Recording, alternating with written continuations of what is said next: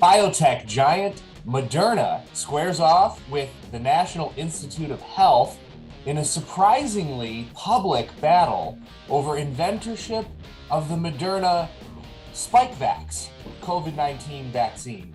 Today, we're going to dive into fairness and morality at the molecular level. This is Stuff You Should Know About IP. Today's episode of Stuff You Should Know About IP is brought to you by the Patent Lawyer magazine. If you want to stay up to date with everything that's going on in the world of IP and patents, go to www.patentlawyermagazine.com. Each issue is free to read up to 8 weeks. That's patentlawyermagazine.com for global news in the world of patents. All right, Tom, who's right, the NIH or Moderna? Can you just great the opinion for us now, and then we can just get get it over with. Then everyone can turn it off, right? Right. Yeah. No reason to listen to us talk for 20 minutes. Yeah, we had to do this podcast today. I originally wanted to do one on publicity rights with all these videos on YouTube that go viral. Yeah. We'll have to save that for next time because this is just too timely. Ooh, I like it. You're plugging the next episode. Exactly. So anyway, so Moderna and the NIH. So just to give you a quick background on who these players are. NIH is part of the U.S. Department of Health and Human Services. And the Department of Health and Human Services has the NIH. They also have something called BARDA, B-A-R-D-A, which is the Advanced Research, or let's see, the Biomedical Advanced Research and Development Authority. And then the NIH basically has the National Institute of Allergies and, Infectious diseases. Yes, infectious disease, good. I like that. And then the National Center for Advancing Transitional Services. So the NIH and BARDA have both invested in Moderna. So, but, to get their vaccines going. So back up though, because Moderna started out of research or out of Harvard with a Harvard assistant professor in 2005. And then they got a bunch of private investment, and then they kind of grew and grew and grew. And then ultimately they went public in 2018. And I think it was, the largest biomedical IPO, I think, in history, or maybe the largest vaccine. Yeah. It was the largest IPO, I think, they said, for a company that hadn't brought a product to market yet. Yeah, because their only product to market is the COVID-19 vaccine. Yeah, right. It's crazy. So, but they go public and they get $621 million. So they're just cruising before COVID. Mm-hmm. Then COVID hits. They get investment from and by the way, they've been working with the NIH anyway. So the NIH is definitely involved with Moderna and they're investing. But the big question is, Moderna files 3 patent applications. And 2 of them relate directly to the mRNA 1273 sequence. One of them is for a method of using the mRNA 1273 sequence. And by the way, I'm saying the whole thing out. I'm sure that people in the industry say the 1273 or the 73 or the mRNA. I mean, I don't know what people in the industry call it, but that's what it is. Spikevax. Yeah, sounds exactly. Like it's, it's going to, I don't know, spike it like you're going to spike a football, because you got a big victory. Spike the virus right out of your body. Yeah. And so, but anyway, so the question is, so Moderna files these patent applications. They list one or more inventors from the NIH on their method of using the 1273 sequence, but they do not list them on the patents that directly relate to the mRNA 1273 sequence. So NIH is coming back, and the public is coming back, by the way, and saying this is wrong. They should have been listed on those patents. So what got us talking about this is, initially I read an article in the New York Times about this dispute. And I just want to go through some of the stuff from it, okay? So basically, there's a spokeswoman from the National Institute of Allergy and Infectious Diseases, which is part of the NIH. Her name is Kathy Stover, and she says, quote, Omitting NIH inventors from the principal patent application deprives NIH of a co-ownership interest in that application and the patent that will eventually issue from it. So that's the first thing I want to address is, let's keep in mind, it is correct that ownership of a patent in the US in particular flows from inventorship. So if you are the inventor and there is no contract that says otherwise, you are an owner of the patent. So let's say there's 5 inventors. All 5 inventors are owners, and all 5 inventors have the opportunity, the right to exploit their ownership interest by licensing the patent, by, basically all the owners can license the patent. So the big issue is, well, the federal government, the US government via the NIH, they claim they should have co-ownership rights so that they could license it out to manufacturing facilities throughout the world to spread this vaccine farther. And by the way, we did do a video, or we did a podcast on this now that I think about it. We did do a podcast on patent rights associated with the COVID vaccines across the board, not just Moderna. Right. But so anyway, the thing that she's incorrect about here is omitting the NIH inventors from the principal patent does not necessarily deprive the NIH of co-ownership, because you could have a contract, right? I mean, unless I'm missing something, when this agreement started, when they first started investing in Moderna, you would think there'd be a joint development agreement in place or a contract of some sort that assigns ownership interest, right? Pretty sure that the NIH didn't give Moderna $460 billion on a word of mouth agreement. Million, right? Did you say million or billion? Was it million or was it no? billion? They've invested a total of did I say billion? Yeah, right. Yeah, no, that'd be a bit much. Yeah, it'd be a bunch. I guess they developed they a few $1 billion altogether in the investments, and then there was pre-purchases because apparently they spent the government spent another $8 billion to buy doses, right? Which, by the way, everybody wanted these doses, right? So, but the U.S. made an advanced purchase, I guess, of $8 billion. Right. So, but they had to have had some kind of agreement in place. Yeah, that's the thing is that. When you're getting started, right? When you're starting a relationship, and you and I talk about this all the time, when you're starting a relationship, that's when you put your agreement in place, because then you have all the leverage if you have the money, because it doesn't matter if you funded it, because inventorship flows from, or ownership flows from inventorship. So it doesn't matter who paid for it. The inventors own the patent unless there's an agreement that says otherwise. And that agreement should be put into place before you give $1, because before you pay a company, you have all the leverage. Once you pay them, they have all the leverage, right? Right. So if it were me, and again, maybe there's rules about how the government can interact with private enterprises, but to me, you should always have your agreement that defines the intellectual property rights of the members of this relationship in advance. Then, so in a way, if they didn't do that, and maybe they did, but it doesn't seem that they did that.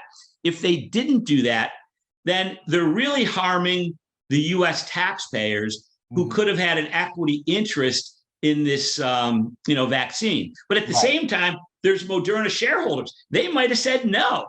Way back when the government first started deciding to invest and putting money in, if they had said, hey, we'll put money in, but we want to own the intellectual property rights, Moderna might have said, no, we don't want your money in that case. We'll go and sell advanced doses to a bunch of other countries who want to give us $8 billion, or we'll go find private investors who want to, get the benefits of our success in the marketplace, but we need to own all the IP. But at least if that discussion occurs up front, everyone comes in with eyes wide open as to who owns what downstream, right? Right.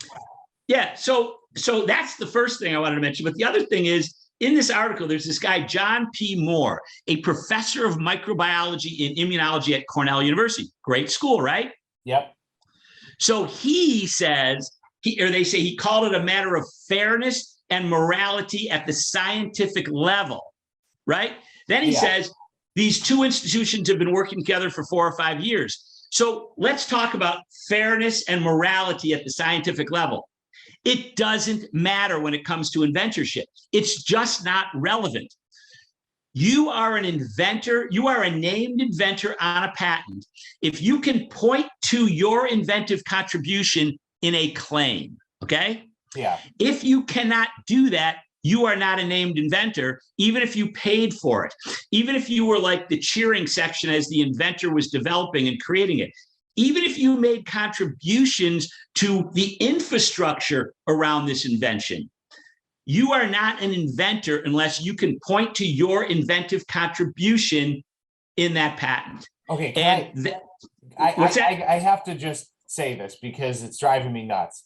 That is fair and moral. Yeah, right. Like, it's not that it doesn't matter. I mean, you're right. I get your point. It doesn't matter when it comes to determining inventorship, but the concept of inventorship and the way that we agree about it is fair and moral to the people who actually invented it and to the system as a whole. Because if Moderna was able to just say, all right, you want to be an inventor, go ahead, you can be an inventor. How is that fair to the people who actually did invent it?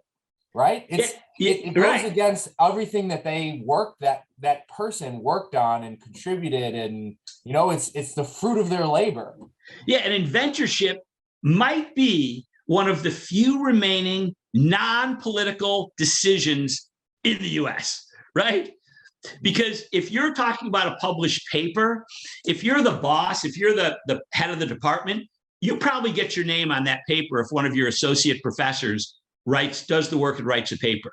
Because you can have the name on the paper just as like a token of appreciation for your general contributions and guidance, right? Yeah.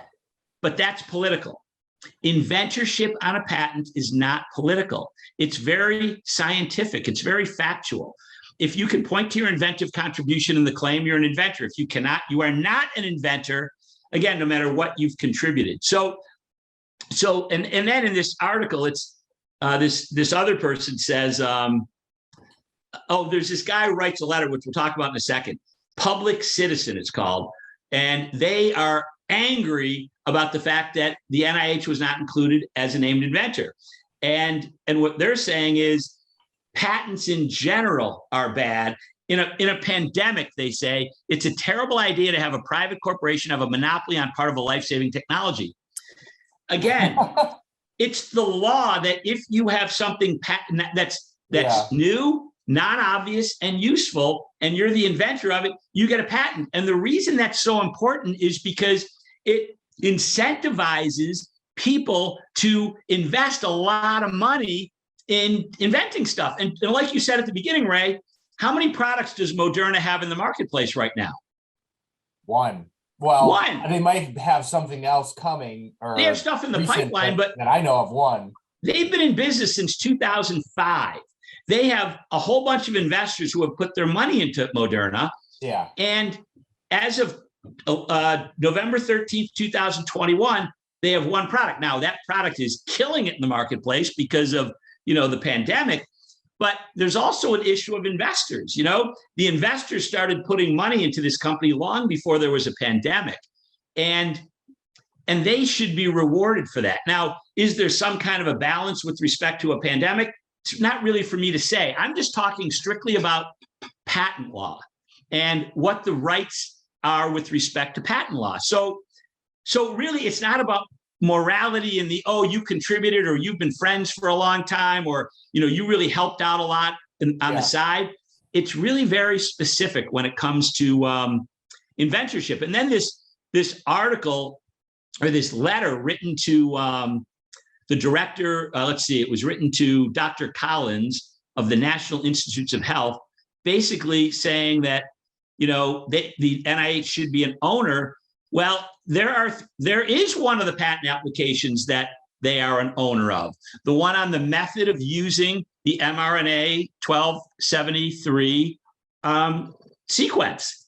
So clearly, the patent lawyer for Moderna analyzed the inventorship situation for the 3 patent applications, and in one of them decided that there was an inventive contribution from somebody from the NIH. And with respect to 2 of them, said that there was not an inventive contribution from the NIH, and it was just the Moderna team.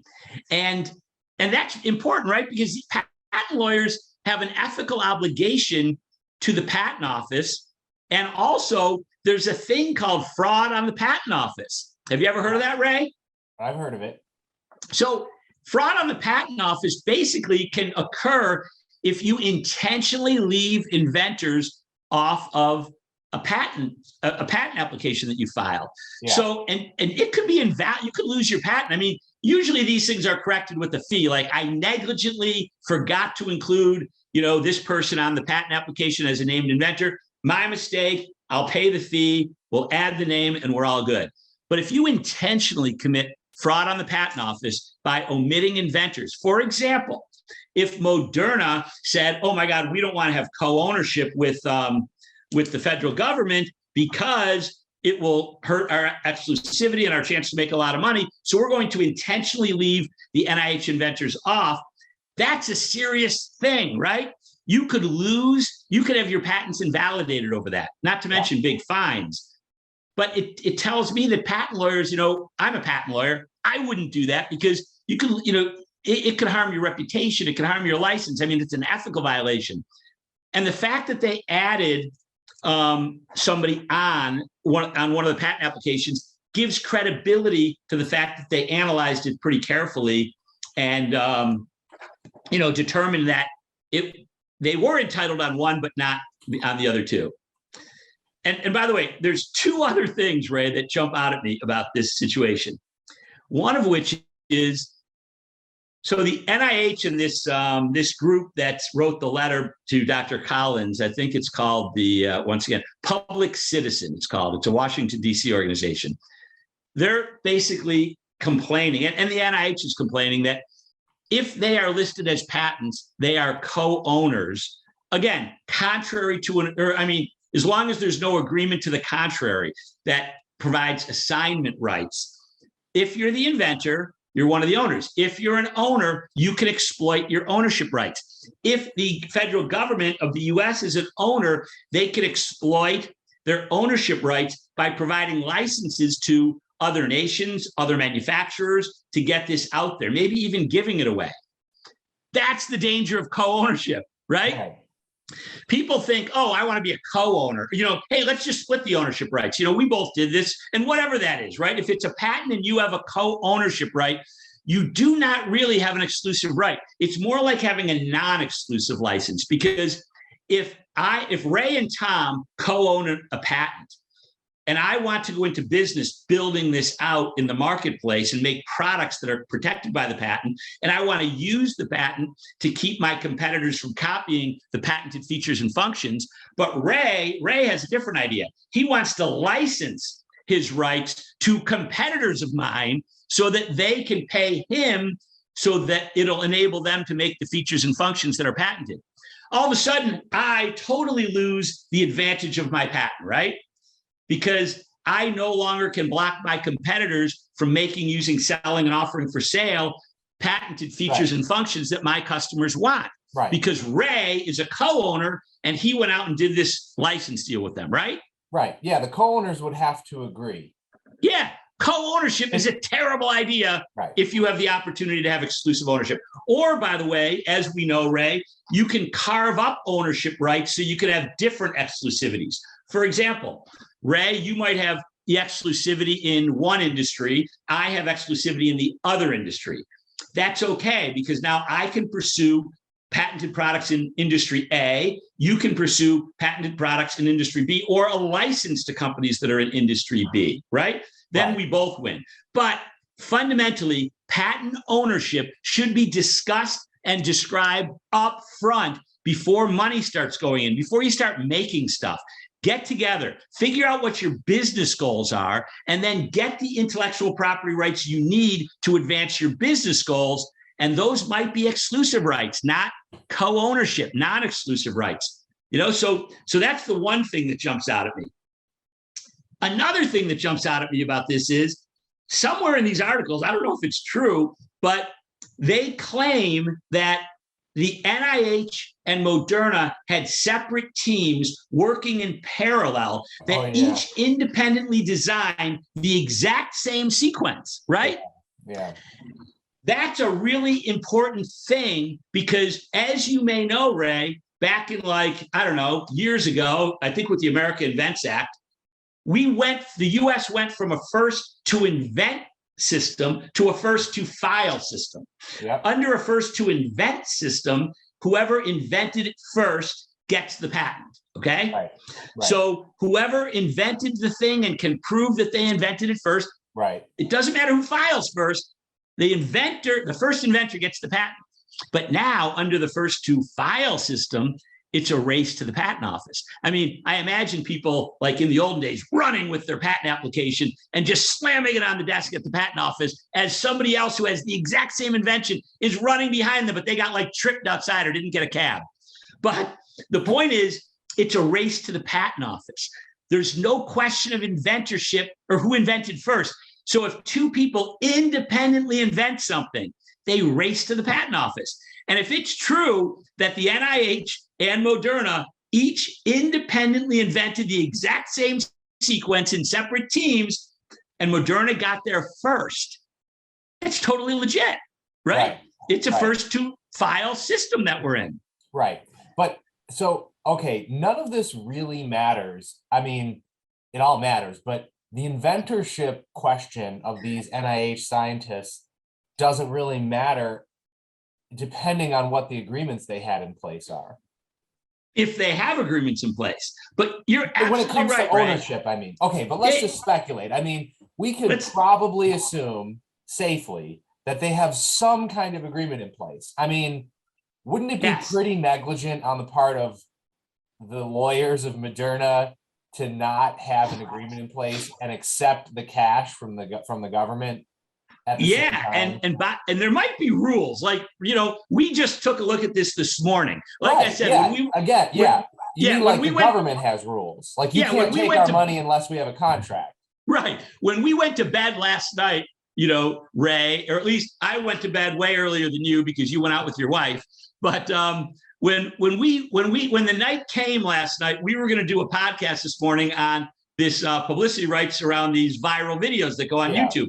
So this morning when I got up, I thought we got to do this one. So I didn't look deeply enough to see, if there's rules that whenever you do business with the U.S. government, by definition, by law, there's certain IP rules. But you'd think there'd be an agreement in place. And there was a quote in the letter that was written by this person whose name is Peter Maybarduk, who is the director of Access to Medicines Program for Public Citizen. And he says, "We also request that you publish all research agreements with Moderna. We are concerned that Moderna's decision to file for patents alone, weeks after it knew its NIH partners worked on the same problem and had reached the same solution, may not be consistent with the terms or the spirit of the contractual arrangement between NIH and Moderna." So clearly, Peter Maybarduk doesn't know if there were agreements. Tom and Ray don't know if there were agreements. But you'd assume that any competent person entering into a relationship where there will be contributions of millions and millions, maybe early billions, is going to have an agreement in place, right? As to IP ownership. And this guy sounds like his whole job is to look into these kinds of situations. And he has a suspicion and is asking to see those agreements. And he doesn't know, right? Right. Yeah. I mean, and look, if there were supposed to be agreements in place and there weren't, you should take our executive IP training classes because we just clearly watch the podcast. I mean, we talked about this the podcast, right? Agreements and IP and agreements, you think you'd have. You're jointly developing something. You think you'd have a joint development agreement in place, and JDAs always define the foreground, the background, the postground, the sideground IP associated with each deal. So it just seems like Tom and Ray and Peter Maybarduk and a whole bunch of people in the public are missing something. What does it just doesn't make sense. Mean when he says violates the spirit of the agreement? He didn't see the agreement. Well, okay, right. But what is violating the spirit of the agreement? Yeah, I mean, in reality, agreements are defined by the words in the four corners of the document. Yeah, that's what I mean. What is the spirit of the agreement? Yeah, this is a person. The spirit of an agreement. Yeah, let's see. His name is Peter May Barduk, and I don't see comma ESQ. So I'm guessing Probably not a lawyer. He's not a lawyer, because we lawyers often like to put that just to brag that we're lawyers, right? So anyway, so it seems to me that this is going to be a fight, but it doesn't seem like it's going to be that complicated of a fight. Because if there's agreements in place, they'll define the ownership issues. And if there's not agreements in place, it's simply a question of determining whether the people from the NIH made inventive contributions in the claims associated with the mRNA 1273 sequence patent, and whether they gave those contributions to the inventors that are named as the patent applicants. Because remember, they might have developed this. They claim they each invented the same thing, right? That's what, at least that's what this letter and this article say. There were separate teams working. They each invented the same thing. So if you invented the same thing and you have inventive contributions, but not to those claims, because you did not contribute to the inventors of those patents, you're not an inventor. Even if you made inventive contributions to your own thing, but you never filed. Now, I suspect that if they were named on the method of using the mRNA 1273 patent, and they were involved for 4 or 5 years together, there was probably a lot of back and forth, a lot of discussions and ideas flowing. But you have to, you ultimately, it's going to come down to, can the NIH prove that they made inventive contributions to claims of the Moderna patents? Yeah, it's interesting to me as I'm thinking more about this claim that Moderna came up with the same discovery. What was the word that they used? As the NIH independently. Yeah. If the NIH and Moderna are working on this project together, why would the NIH be doing anything independently of what they're doing with Moderna? It just seems that the NIH isn't a company like Moderna. It's a public institution. So they should be playing only a support role to. Right. I could see why Moderna would have their own people working on it independently, because they're a company. But if the NIH is supporting the company, you'd think that they would overlap, it's like a Venn diagram, right? You'd overlap. Oh, no, not even. It's like they're fully contained within. There's not an overlap. The circle is Moderna, and there's a circle inside that is the NIH. That's what you'd think. Unless, maybe the NIH is doing their own research trying to come up with a cure, which, by the way, is not a bad idea, because these pandemics are probably just going to keep coming, We've had I think I've seen that before where, because you see, if you ever come across the conspiracy theory people when it comes to like government ownership of vaccines and technology like this, one of the things that they point at is, well, why would the government have a patent on technology like this? So, I'm sure there's a reasonable explanation for why the NIH or Anthony Fauci would be named as an inventor on a patent for, something vaccine related. But one of the things that they point at is the fact that the government would have inventorship or ownership rights over this kind of technology. But so I'm almost certain that they do, but I don't know if that's by way of relationships like the one we're talking about today between the NIH and Moderna, but they almost certainly have their own independent projects that they're working on. Oh yeah, I've seen that before. Yeah, and here's another funny thing. So let's say that the NIH prevails and these NIH inventors become co-inventors of this patent, right? I mean, this seems like it's not probably a situation of fraud on the patent office, because Moderna seems to have a legitimate argument as to why they're not inventors. Even if they're determined to be wrong, they have a legitimate good faith basis for it, probably. But let's say that they prevail and these NIH inventors become the owners. unless they have an agreement with the NIH that they have to assign their rights, then they would be the owners. Now, they're individual people, right? Now, I'm guessing that, again, it just would be insane to think that there are not agreements in place with all these people, but they're fighting to get the inventors on the patent, which would make them the owners. Well, but they must have an agreement. That's what I'm saying. They must have assignment agreements. I know they must have assignment agreements in place. Yeah. I mean, if I have an agreement in place with executive IP. Yeah, with executive IP, exactly. Yeah. CLG that says anything that I create. Right. I'm sure that the scope of my work is owned by the company. I'm pretty sure the NIH has that in their employment agreements and their contract. Yeah, right. I'm sure they have armies of lawyers and they've been around a long time. So, but that's why it just seems funny that this stuff isn't all buttoned up in an agreement in advance. Now, maybe one of our many millions of subscribers that are watching this video can chime in and say, no, there's this rule 8516B that says spit in your hand and shake.